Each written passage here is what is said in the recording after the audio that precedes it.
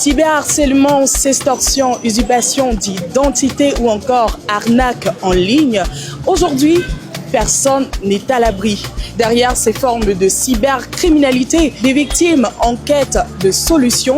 À ces attentes, la Fondation Cœur de Mer, la SNK Foundation et la Cyber Innocide Foundation ont réuni experts et acteurs du numérique autour d'une même ambition: prévenir, sensibiliser et accompagner les victimes. Beaucoup de personnes perdent leur vigilité numérique parce que les gens ne sont pas éduqués, les gens ne sont pas formés, les gens ne sont pas enseignés.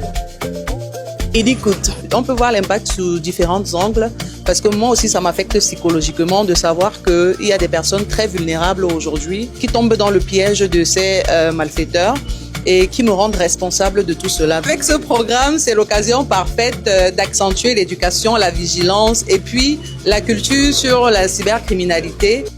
Pour mieux comprendre ces menaces, étudiants, professionnels ou simples internautes sont venus nombreux à ce premier rendez-vous du programme Bouclier numérique, avec un même objectif: apprendre les bons réflexes pour se protéger en ligne. Les jeunes en souffrent beaucoup de cybercriminalité.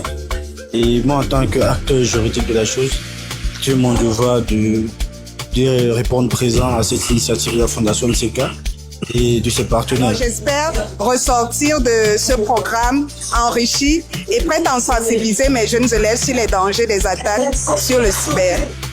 Envie de répondre. Le bouclier numérique est un programme national, donc Yaoundé n'était qu'une première étape. La prochaine étape, c'est Bafoussam. Et après, d'autres programmations pourront prendre vie.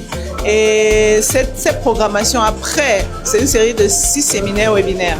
Donc après ces séminaires webinaires, on va entrer dans la phase de sensibilisation en milieu scolaire, universitaire. Et donc, il est question de pouvoir impliquer les plus jeunes. Au-delà de la sensibilisation, les participants découvrent aussi leurs droits. La loi camerounaise prévoit des sanctions contre les auteurs de cybercriminalité et les recours pour les victimes. Bref, chaque Camerounais qui veut lutter contre la cybercriminalité de manière préventive doit d'abord s'inscrire sur la plateforme de l'ANSEC, notamment sur le CIRT, le site du CIRT qui est une unité spéciale de prévention et de lutte contre la cybercriminalité, pour voir quelles sont les mesures préventives à appliquer demain. Au terme de cette rencontre, chacun repart avec des réponses concrètes.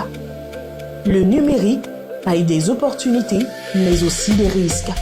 Face à la cybercriminalité, la vigilance reste le premier bouclier. On avait tellement de questions et ce programme bouclier numérique est venu apporter un plus. On ressort de là plus cultivé et avec plus d'informations. Cette conférence nous permet aujourd'hui de se rendre compte que les réseaux sociaux, malgré qu'ils viennent avec beaucoup d'opportunités, sont aussi très néfastes. Ce fut un échange très enrichissant. Je repars avec une très grande valeur ajoutée car j'ai appris beaucoup de choses. L'usurpation en ligne, les techniques de prévention, tout ce qui va avec.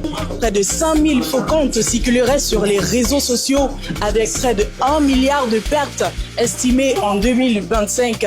Mais aujourd'hui, le bouclier numérique vient redonner espoir aux victimes.